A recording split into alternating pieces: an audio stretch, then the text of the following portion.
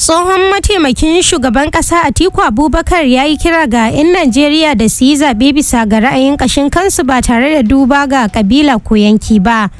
Atiku Abubakar jigo ne a jam'iyyar ADC a yanzu haka, inda ya bayyana ƙabilanci a matsayin abin da ke kawo cikas ga ci gaban ƙasa. Kuma muguwar cuta ce wacce dole ne kowa ya barta, musamman masu ƙaramin ƙarfi. Kiran dai na zuwa ne gabanin zaben 2027 da ke tafe.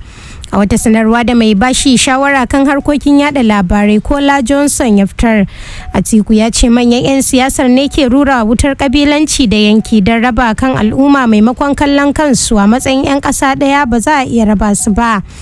A cewar Atiku, wannan kalmomi kabilanci da yanki an tanade su ne don raba kan jama'a da nufin cimma burinsu na siyasa ta hanyar roƙon 'yan ƙabilar su da kada su zaɓi wani ɗan takara wanda ya fito daga wata ƙabila maimakon tantance shi da kyawawan halayensa.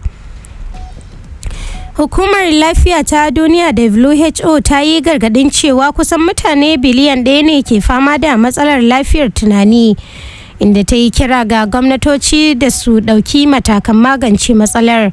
Shugaban hukumar Dr. Tedros ne ya bayyana hakan gabanin wani muhimmin taro kan cutukan marasa yaduwa da kuma lafiyar tunani wanda za a gudanar a ranar 25 ga watan Satumba 2025.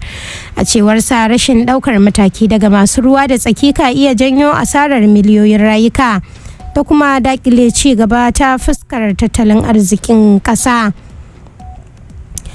Rundunar 'yan sandan jihar Katsina ta sanar da kama wani mutum bisa zargin mallakar makamai ba bisa ka'ida ba tare da yin sojan gona. Wannan na kunshi ne cikin wata sanarwa da kakakin rundunar DSP Abubakar Sadiq ya fitar, inda ya tabbatar da faruwar lamarin. A cewar sanarwar, rundunar 'yan sanda ta kwato muhimman abubuwa daga hannun mai laifin a ranar 13 ga watan da muke ciki ne da misalin karfe 2:30 na dare yayin aikin sintiri na yau da kullum. Jami'an da ke cikin sashen ayyuka na rundunar suka samu nasarar cafke mai laifin.